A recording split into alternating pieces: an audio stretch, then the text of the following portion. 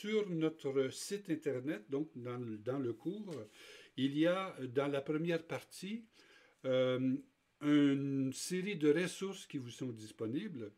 Et dans cette série de ressources, il y a un élément que je veux rappeler maintenant, c'est que vous avez pour chaque équipe un espace de cours et un dossier partagé pour votre thème de formation.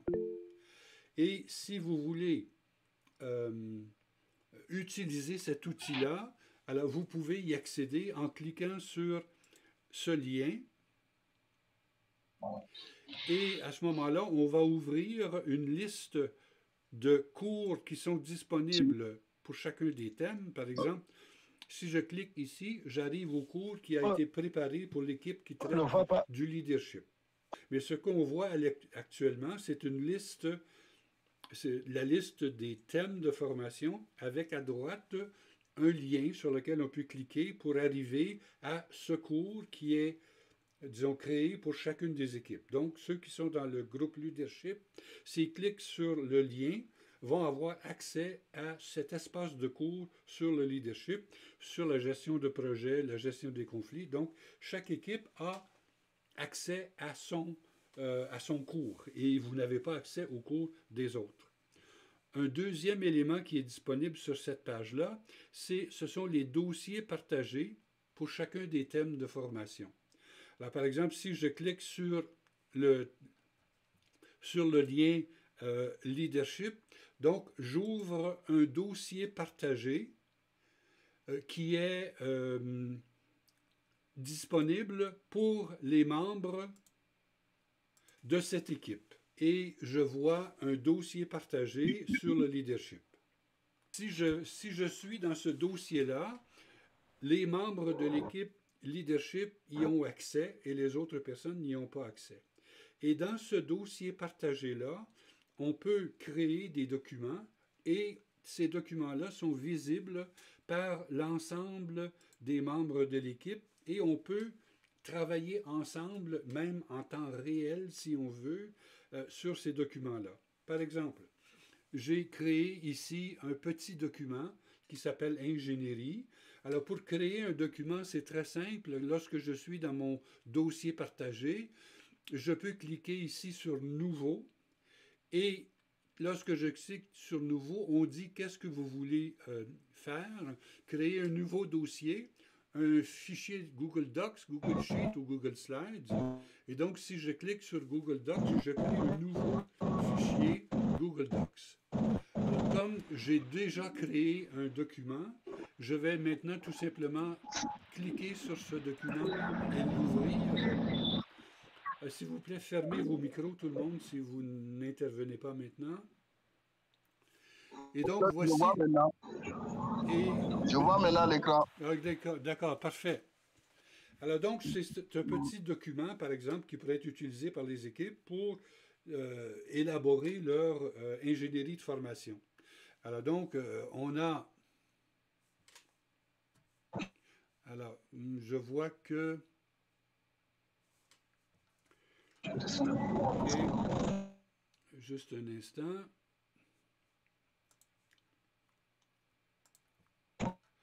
Alors, je dois ouvrir ce document-là pour le partager. Et donc, maintenant, vous voyez le document que je viens d'ouvrir sur l'ingénierie de formation, qui contient tout simplement une grille avec, bon, quel est le thème de la formation, quels sont les membres de l'équipe, quels sont les savoirs qui vont être visés par cette formation, quels sont les savoir-faire et quels sont les savoir-être. Donc, c'est tout simplement la structure de base qu'on peut utiliser. Et ensuite, on peut, à droite, dans la deuxième colonne, préciser pour les savoirs quelles sont les activités qu'on va réaliser, quelles sont les ressources qu'on va utiliser pour réaliser l'acquisition de ce savoir. Est-ce qu'on va évaluer ce savoir et comment on va le faire? Et on peut même ajouter une colonne à droite pour savoir, dans notre équipe, qui est responsable de cette partie-là. Alors, on peut disons, dans ce fichier-là, élaborer notre ingénierie de formation. Et une personne peut écrire, par exemple, faire un premier jet, et les autres peuvent y revenir ensuite et travailler directement dans le document sans avoir toujours à se transmettre le document, disons, modifié dans WhatsApp ou bien dans n'importe quoi. Bon. Supposons qu'on veut modifier le document. On peut, par exemple, vous savez qu'on peut ajouter des lignes ou bien des colonnes dans un document. Par exemple, ici, si je clique sur la souris droite, sur le bouton droit de ma souris, je peux insérer une ligne en dessous parce que ben, nous, on a, par exemple, deux savoirs de connaissances qu'on veut faire. Alors, on peut ajouter un autre savoir, par exemple, et puis, donc, là aussi, avoir des activités, des ressources, une évaluation et un responsable. Donc, on peut modifier ce document-là à mesure qu'on avance. Et une fois qu'une personne a donné une première version, ça prend évidemment une première version de ce document-là. Les autres peuvent venir ensuite et commenter et peuvent même changer le document. Alors, si moi je suis dans l'équipe et que je suis dans cette disons, je suis dans cette équipe-là et que je veux ajouter une ressource, ben, je peux l'ajouter ici et tous les membres de mon équipe vont être capables de voir que moi j'ai ajouté cette ressource et que moi je trouve que l'évaluation, ben, on va faire un test en ligne ici et donc je l'écris et lorsque les autres membres de l'équipe viennent dans ce document partagé, ils voient ce que j'ai écrit là. Donc on peut modifier le document. Parfois, on peut aussi seulement commenter le document. Et c'est un outil très utile parce que, par exemple, si je veux, moi, commenter cette partie-là du document, je peux cliquer ici sur Ajouter un commentaire. Et à ce moment-là, il y a une fenêtre qui s'ouvre et je peux écrire un commentaire. Moi, je ne suis pas d'accord avec cette activité-là, ou bien je préférerais qu'on prenne plutôt telle autre activité, ou bien je préfère ajouter telle activité. Donc, on peut écrire un commentaire plutôt que de changer complètement ce qu'un collègue a écrit. Une autre fonction très intéressante, c'est que dans les commentaires, si j'écris l'adresse de courriel de la personne dont j'ai écrit l'adresse de courriel va recevoir ce commentaire-là. Et je peux dire, par exemple, Joseph, j'ai changé cette partie du document, es-tu d'accord avec ma proposition? Et Joseph va recevoir cet avis-là que j'ai écrit un commentaire, et donc il va pouvoir revenir dans le document et voir ce que j'ai fait. Alors, par exemple, ici, il faut au départ que j'écrive un arrobas, et supposons que je vais écrire à Joseph. Alors, j'écris Joseph, et moi, Joseph existe dans ma liste de contacts, et donc son adresse apparaît. Et si je clique dessus maintenant, dans le commentaire, il y a l'adresse de Joseph. Et si j'écris en dessous, Joseph, merci de vérifier cet ajout. Et si... Marie doit fermer son micro. Son micro là. Ok, Elle ferme un Marie. peu son micro. D'accord. Merci, Marie. Si tu peux fermer ton micro.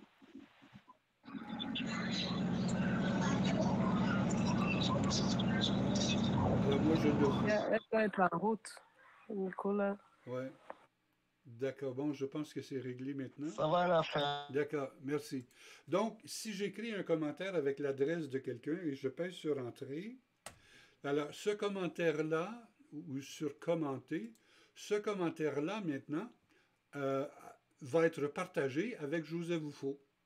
Et donc, si je clique sur Commenter, ici, on me donne toujours un commentaire parce que notre adresse de courriel, c'est edugestion.org pour l'ensemble de nos activités, mais je peux aussi partager avec des gens qui ont des adresses Hotmail ou bien des adresses Yahoo et ainsi de suite. Donc, je partage quand même. Et maintenant, Joseph va recevoir ce commentaire-là. Il va être invité à revenir dans le document et à y ajouter ou à commenter lui aussi. Donc, ça, c'est l'avantage du fichier partagé. Donc, si j'ai écrit si j'ai mis ici l'ingénierie de formation que j'ai proposée, les autres membres de l'équipe peuvent venir voir et écrire on est d'accord avec ceci, on pourrait ajouter cela, on pourrait enlever ceci, et ainsi de suite. Donc, on fait un travail d'équipe sur le document qui est présent là. Et je peux toujours vérifier, je n'ai pas besoin d'enregistrer de faire quoi que ce soit pour enregistrer le document. Aussitôt que j'ai fini d'écrire, en haut, ici, il y a un petit nuage et c'est écrit que ce document-là a déjà été enregistré. Donc, il s'enregistre automatiquement. Si je ferme le document, il est enregistré et il est disponible pour les autres membres de notre équipe. Est-ce qu'il y a des questions à ce sujet-là? Évidemment, c'est un nouvel outil, mais j'espère qu'il serait utile pour les travaux. Si je reviens dans le document, si je ferme ce document-là, OK, et que je reviens maintenant dans... Alors, je vais maintenant partager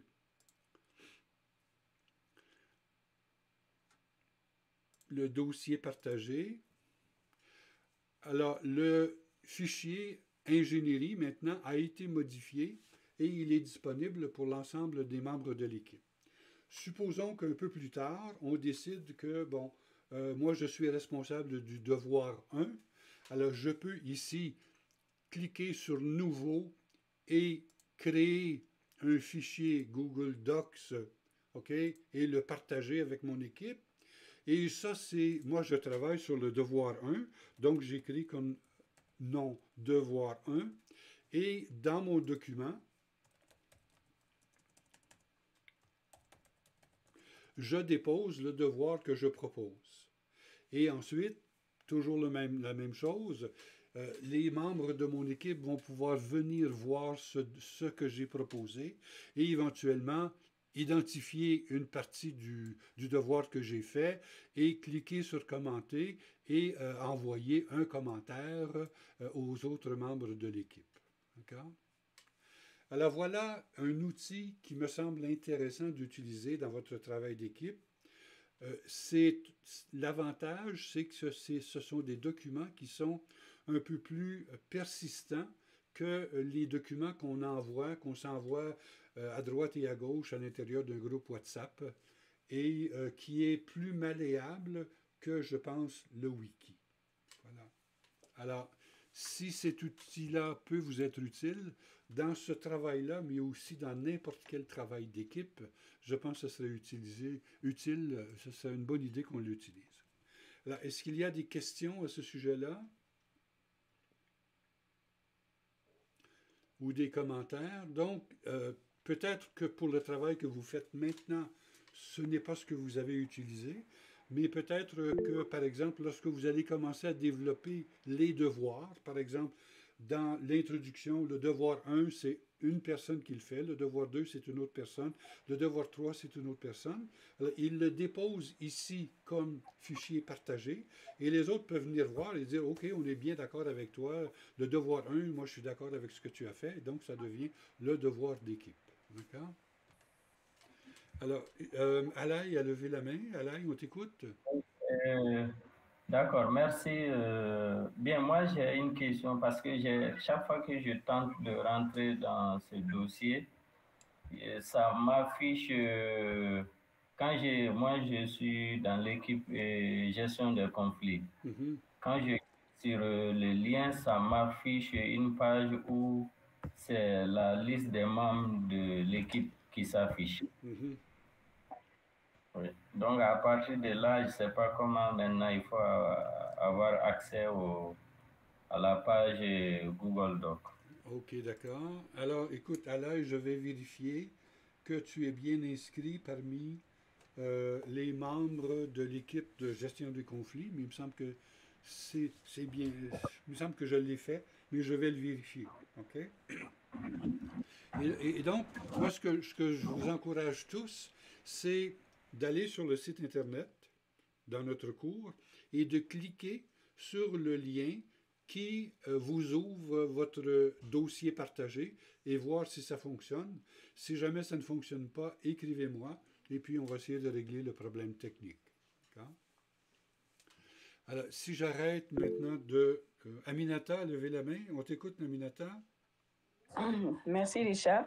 Quand on ouvre pour déposer un document, oui. Est-ce qu'il faut copier le document pour venir le mettre dedans ou il y a, je ne sais pas comment on accède directement au fichier sur son ordinateur? OK, merci beaucoup de la question. Je pense qui est très pertinente. Alors, alors je vais partager maintenant le dossier. Voilà.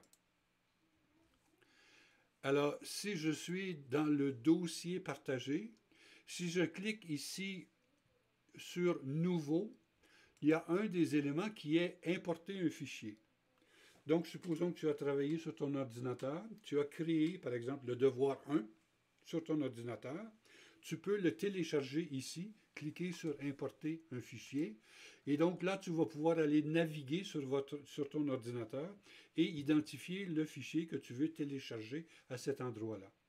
Donc, effectivement, on peut soit créer le document directement sur place et faire un copier-coller de ce qu'on a déjà produit sur son ordinateur, ou bien cliquer sur « Nouveau » et importer un fichier.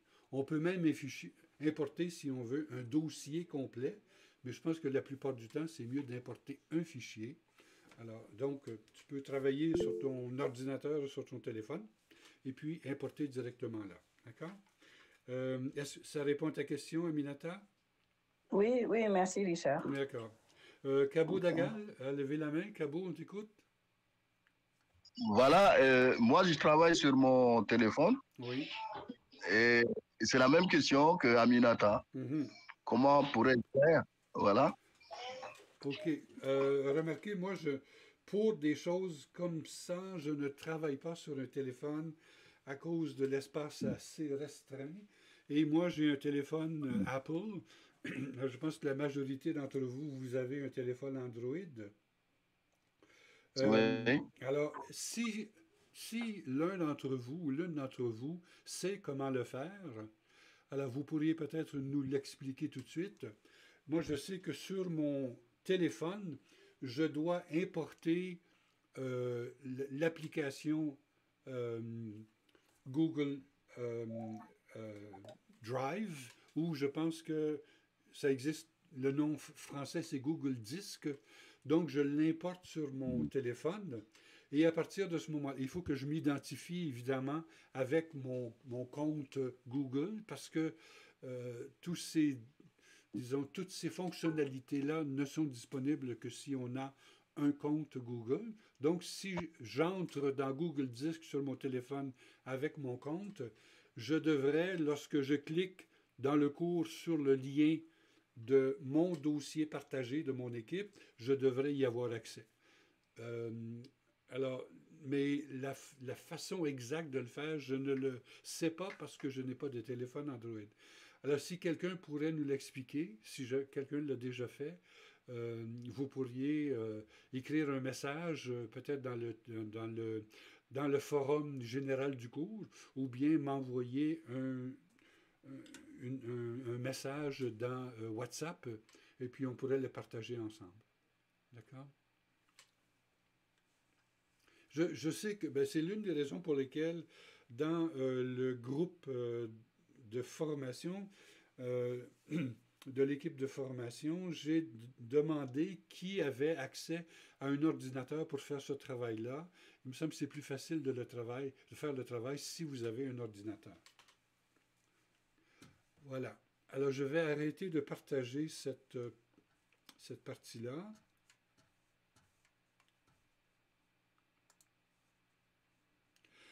Et donc là, ce sont des outils, je pense, qu'on apprend à apprivoiser.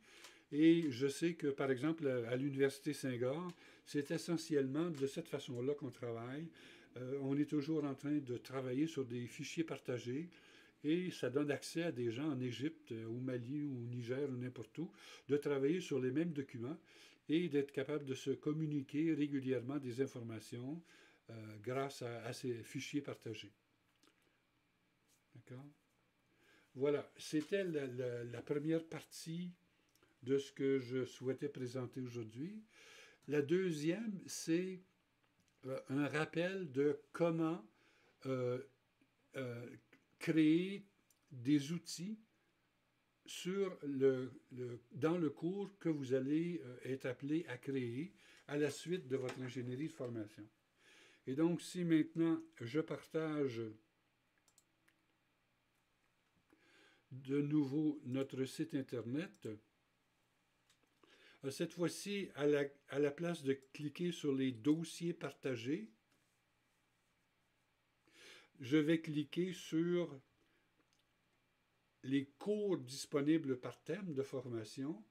Si je clique sur le cours pour l'équipe leadership, j'ouvre le cours réservé à cette équipe. Donc, je vais maintenant cliquer sur ce cours-là et je vais partager cet onglet à la place. Et donc, vous avez là le cours leadership. Alors, je peux voir que dans ce cours leadership, l'équipe est constituée de Yao, de Doucman, de Cabo Dagal, de Jacqueline et puis de Moussa.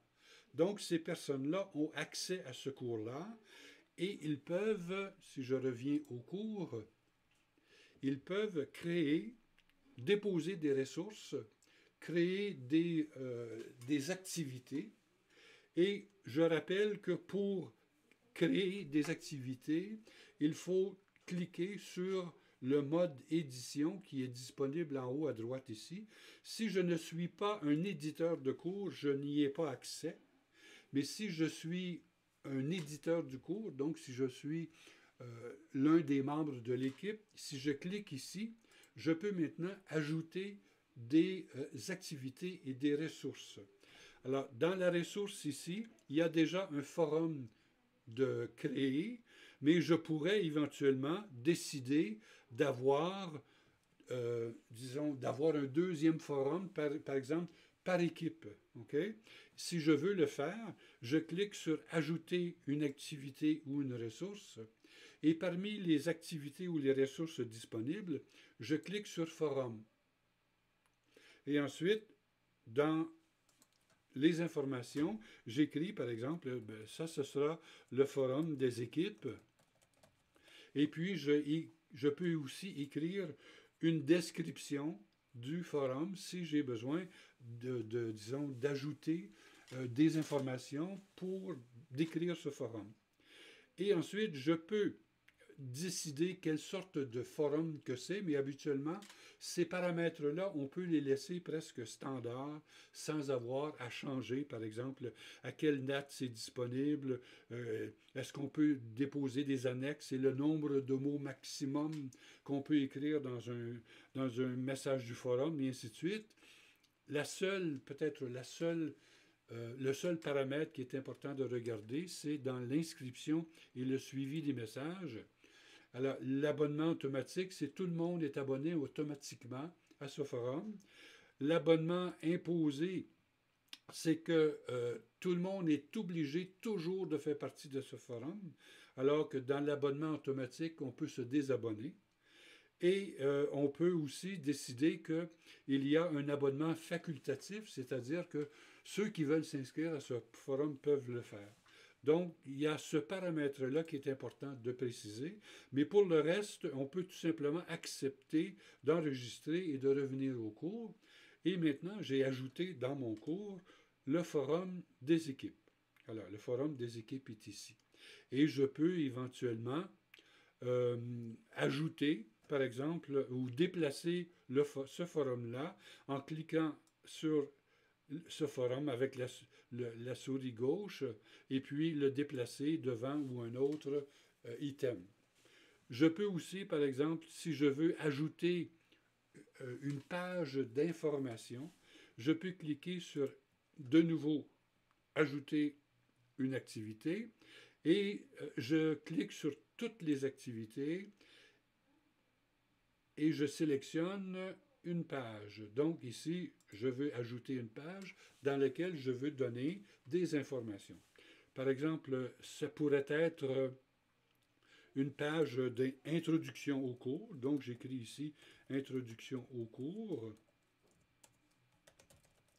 Dans la description, je peux être un peu plus précis, mais habituellement, je ne fais, moi, que répéter ce qui est écrit dans le nom du cours. Et c'est ici, dans le contenu, que j'écris. Bienvenue dans ce cours sur le leadership. Alors, nous avons grand plaisir de vous accueillir. Ce cours visera tel et tel objectif. Vous serez évalué de telle et telle façon. Il est censé durer telle longueur et ainsi de suite. Et une fois que j'ai écrit toutes ces informations-là, j'écris à la fin, je clique enregistrer et j'ai créé maintenant un document qui précise que je n'avais pas écrit d'informations dans le contenu du cours. Il faut absolument en écrire. Alors, pour le moment, je n'écris que cela. Et je reviens au cours. Et j'ai maintenant créé une page dans laquelle j'ai indiqué les informations sur l'introduction au cours. Et je peux déplacer cette page-là pour la placer peut-être au début des ressources en cliquant ici sur « Déplacer » et je peux venir la placer tout à fait au début. Et donc maintenant, mon introduction au cours est tout à fait au début du cours. Supposons que je veux maintenant ajouter une autre activité, mais cette fois-ci, c'est un lien vers un fichier ou une présentation sur YouTube. Et donc, j'écris parmi les possibilités, j'écris un URL, c'est-à-dire une adresse Internet. Donc, je vais cliquer ici. Et, encore une fois, j'écris les informations nécessaires. Alors, mettons ici, c'est vidéo sur le leadership. Et là, j'ai copié d'avance une adresse sur YouTube d'une vidéo sur le leadership et je la copie ici. Alors, pour le moment, je vais mettre tout simplement l'adresse de notre salon Google Meet. Donc, j'ai identifié une bonne vidéo sur le leadership. J'écris son adresse ici et je peux ensuite dire, ben voici une vidéo sur le leadership que nous vous invitons à lire et à faire une synthèse et ainsi de suite. Donc, vous écrivez les instructions et vous cliquez ensuite à la fin sur enregistrer et revenir au cours. Et maintenant, vous avez créé dans les ressources une URL, un lien vers une vidéo. Donc, quand les membres, les personnes qui vont participer vont cliquer sur ce lien, la vidéo va s'ouvrir pour qu'ils puissent la consulter. Alors, c'est un rappel, disons, de la façon d'ajouter des ressources et des activités dans votre cours. Ce sont, je pense que les activités que je viens de mentionner, ce sont les plus simples, ce sont les plus faciles. Il y en a qui sont plus complexes parce que, par exemple, dans le devoir, on propose aussi des notes d'évaluation. Alors, je pourrais peut-être le faire maintenant comme rappel. Supposons que je veux ajouter ici une activité de devoir, donc que les participants vont devoir remplir. Je clique sur « Devoir » et ensuite, j'écris, par exemple, ça c'est le devoir, leadership, je ne sais pas, transformationnel. Donc, parce qu'il y a deux L, transformationnel, je ne me souviens plus. Mettre seulement pour le moment. Donc, mon devoir 1, c'est sur le leadership transformationnel. J'écris sa description. Alors, donc, je décris le devoir. Pardon, alors, donc, je vais copier ceci ici pour le moment. Et je mets dans la description. Et ensuite, dans les instructions, j'écris ce que les personnes sont censées faire pour réaliser le devoir. Donc, pour réussir ce devoir, vous devez faire une synthèse de tel document vidéo et donner les principales informations, ce qui caractérise le leadership transformationnel. Voilà les informations que vous donnez. Et dans les devoirs, une chose qu'il est important d'ajouter, c'est d'abord de décider quelle est la disponibilité de ce devoir. Pour le moment, la meilleure chose, c'est de ne pas activer les dates parce qu'on ne sait pas exactement quand ce cours va être mis en ligne. Mais on peut aussi déterminer le type de remise, c'est-à-dire est-ce que pour le devoir, on peut écrire un texte en ligne ou une remise de fichiers ou les deux. Supposons que j'accepte le texte en ligne et puis la remise des fichiers. Je clique sur les deux. Et aussi un paramètre important, c'est est-ce que ce devoir-là est noté avec des points. Et si oui, mettons, je décide que ce devoir-là vaut 10 points dans mon évaluation et que c'est une évaluation simple, tout simplement, et que pour réussir ce devoir-là, il faut avoir une note d'au moins 6 sur 10. Donc, j'ai un critère de réussite pour ce devoir-là. Et il y a tout un lot d'autres paramètres qu'on ne regardera pas pour le moment. Mais si j'enregistre et je reviens au cours, j'ai maintenant créé un devoir qui va, disons, vérifier la compréhension de cette partie-là du cours par les apprenants. Alors voilà, c'est un rappel, on a déjà suivi un cours, j'ai déjà donné un cours sur l'utilisation des ressources et l'utilisation des activités sur Moodle. Remarquez que dans le cours sur la mise en ligne d'un cours sur Moodle, il y a un lien vers ce cours-là qu'on a déjà fait l'an dernier. Vous pourriez le revoir si vous le souhaitez. Et donc, dans chacune des activités, lorsque vous arriverez dans la partie exploration, vous allez ajouter une explication de ce que c'est l'exploration. Vous allez ajouter les activités sur l'exploration.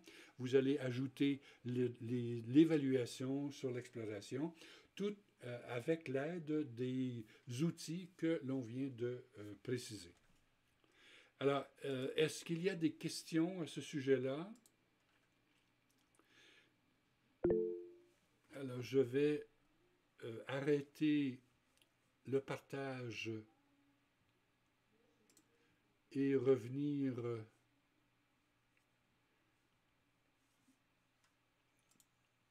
OK, revenir ici. Aminata a levé la main. Aminata, on t'écoute. Merci, Richard. Je voulais savoir si on a plusieurs activités dans l'ingénierie. Est-ce qu'il faut créer une page par activité ou bien on peut créer une page de ressources et mettre l'ensemble des activités dans la page de ressources?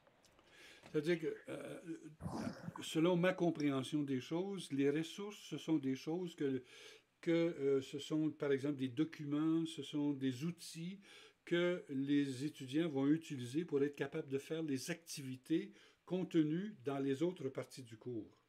Donc, les ressources ne contiennent pas d'activité vraiment. Dans les ressources, on met les documents, on met des vidéos, on met des forums, un forum avec le tuteur, un forum avec les équipes. Alors, donc, ce sont des outils qu'on va utiliser pour faire le travail dans les autres parties. D'accord? Et dans disons, par exemple, la première activité qui serait, par exemple, dans la partie des savoirs. Alors, c'est là qu'on va écrire, qu'on va dire, utiliser telle ressource pour être capable de faire telle activité. D'accord? D'accord. Oui. Voilà. Bon, les devoirs, par exemple, oui. C'est la description des devoirs. On crée pour chaque devoir demander une page de devoir. Oui, pour les devoirs que vous créez dans votre cours, oui. D'accord? Alors, par exemple, j'ai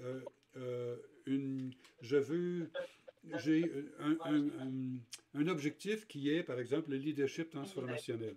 D'accord? Alors, mon objectif, c'est maîtriser les principales caractéristiques du leadership transformationnel. Donc, je vais avoir, par exemple, au départ, une activité qui est une discussion avec les participants.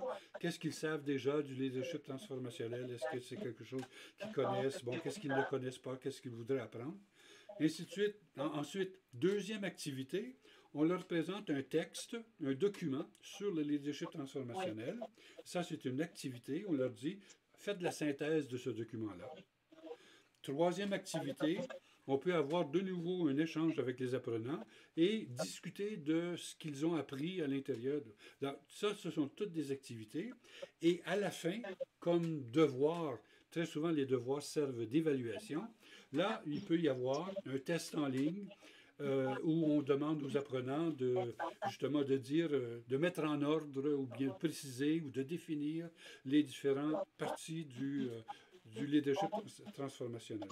Donc, pour chacun des objectifs, on a différentes activités qui aboutissent habituellement à la fin à un devoir qui constitue souvent l'évaluation de cet objectif-là à l'intérieur du cours. D'accord?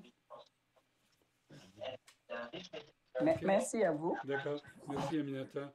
Joseph, on t'écoute. Oui, je voulais seulement ajouter une autre opinion pour dire que le mieux, c'est que pour chaque objectif, il faut créer une partie du cours, mettre dedans ses ressources, ses activités et à la fin faire l'évaluation avant de passer à l'autre objectif.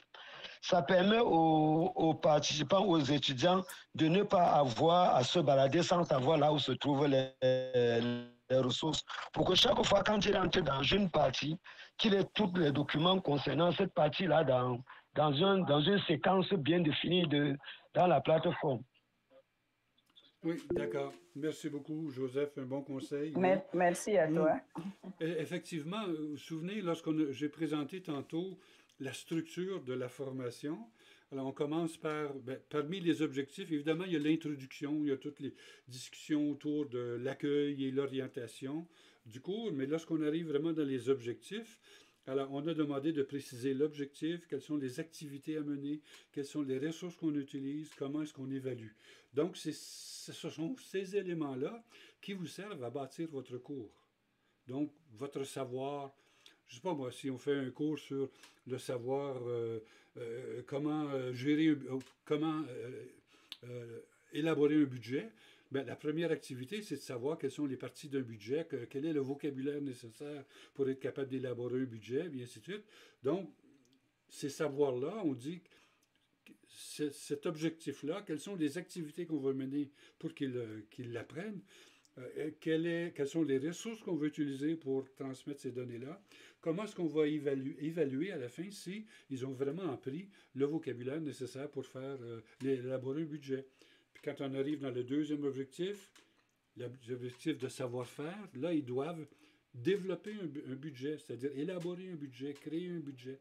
Donc, là aussi, on a quelles sont les activités qu'on va leur demander de faire pour leur apprendre à élaborer un budget, quels sont les outils, quels sont les documents qu'on va utiliser, les documents de référence pour qu'ils comprennent bien comment élaborer un budget.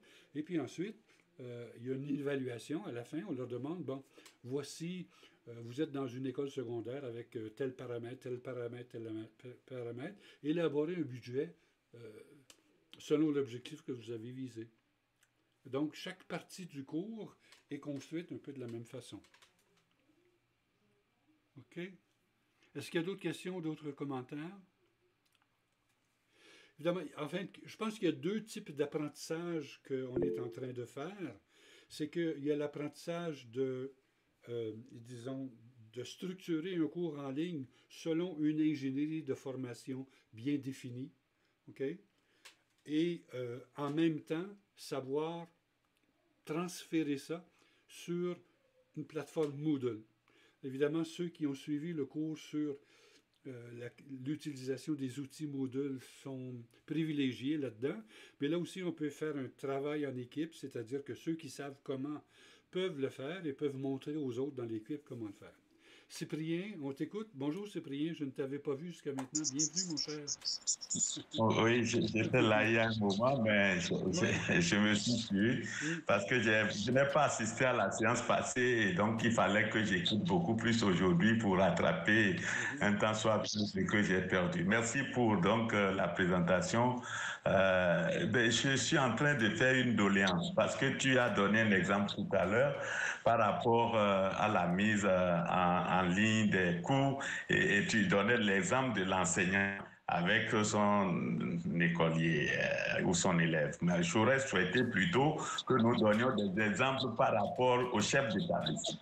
Parce que ce que nous aurons à faire comme formation dans le cadre de ce que nous faisons a beaucoup plus rapport au chef d'établissement, au directeur d'école qu'à l'enseignant avec son élève. Bon, si je me trompe, vous pouvez le dire, hein, mais j'ai pensé que, bon, nous nous formons dans le cadre de ce qui nous attend, c'est-à-dire la formation des formateurs d'établissements scolaires. Voilà. Okay. Merci Cyprien. Je pense que les thèmes qu'on aborde sont effectivement tous des thèmes sur la gestion disons, d'un système éducatif, que ce soit, on a mentionné le leadership, on a mentionné la gestion des ressources financières. Évidemment, on essaie, comme on l'a toujours soutenu, travailler en termes d'andragogie, non pas en termes de pédagogie. On n'a pas des élèves devant nous. On a vraiment des apprenants, ou bien même des auditeurs, comme on dit maintenant. Alors, je suis bien d'accord avec ton... De nouveau, pour certains d'entre vous, il y a beaucoup de nouvelles choses qui ont été présentées. Pour d'autres, ce sont des rappels. Mais je vous invite d'abord à finaliser l'ingénierie et ensuite de commencer les travaux dans la première partie du cours, où on vous demande comme premier devoir d'écrire quel est le mot d'introduction que vous mettriez sur votre cours, dans votre cours au départ, pour introduire le cours, ok?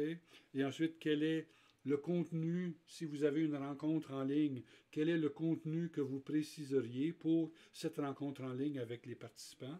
Donc, ce sont tous des petits devoirs qui aident à préciser le fonctionnement de votre cours que vous pourrez ensuite mettre sur votre site, sur votre cours sur Internet. D'accord? Et si jamais vous avez des questions, n'hésitez pas, écrivez, ok, soit à vous, aux membres de votre équipe, soit dans votre groupe WhatsApp, soit dans votre forum d'équipe. Si vous avez des questions, vous pouvez toujours m'adresser ces questions et je vais essayer de répondre. Si vous pensez que c'est une question à laquelle vous voulez une réponse personnelle, vous pouvez me l'écrire directement dans WhatsApp en privé. Si vous pensez que votre équipe pourrait profiter de la réponse, de la question, de la réponse, écrivez-le dans votre groupe WhatsApp ou bien dans votre forum d'équipe. Et puis, si vous me posez la question, je vais y répondre là. D'accord? Wahabi a levé la main. Wahabi, on t'écoute. Je vous ai envoyé un message via WhatsApp là. On a déjà fait notre ingénierie. Donc, on avait une difficulté pour déposer sur la plateforme. Je ne sais pas, mon ami aussi, Saïzonou et moi, hein. C'est nous deux qui sommes en train de travailler pour le moment, comme je vous avais annoncé la semaine dernière. Là. Voilà, mais on a déjà rédigé l'ingénierie de formation. C'est dans notre forum WhatsApp. Et je vous ai envoyé ça à inbox tout à l'heure. D'accord, ok.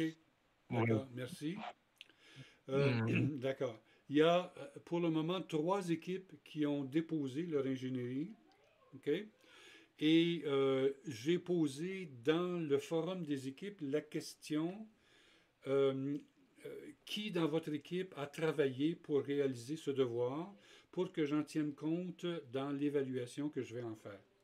Alors si par exemple Wahabi vient de dire que dans l'équipe, il y a 2 personnes qui ont travaillé sur l'ingénierie, ben, il y a 2 personnes qui vont recevoir la note correspondante. Et les autres personnes de l'équipe qui n'ont rien fait ne recevront pas la note. D'accord? Donc, s'il vous plaît, si je demande à votre équipe de me préciser qui a travaillé, répondez-moi et dites-moi honnêtement que, bon, il y a 2 personnes qui ont travaillé puis les autres n'ont pas travaillé. et ça va influencer mon évaluation. D'accord? Allez, maintenant, Cabo Dagal, on t'écoute?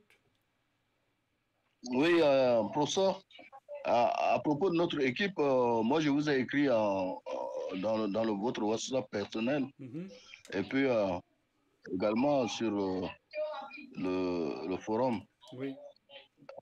À propos de nous deux, Bouta et moi, qui avons travaillé sur l'ingénierie qu'il a déposé, et le devoir également.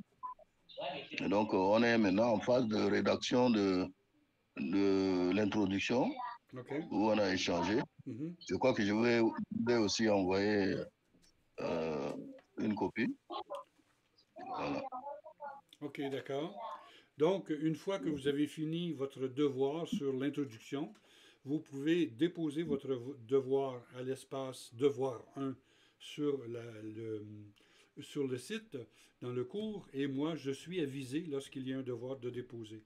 Mais pour le moment, je n'ai pas vraiment avancé dans l'évaluation parce que je vais être certain à qui attribuer les notes, parce qu'il me semble que dans certaines équipes, il n'y a que peut-être une ou deux personnes qui travaillent activement à l'élaboration de l'ingénierie de formation.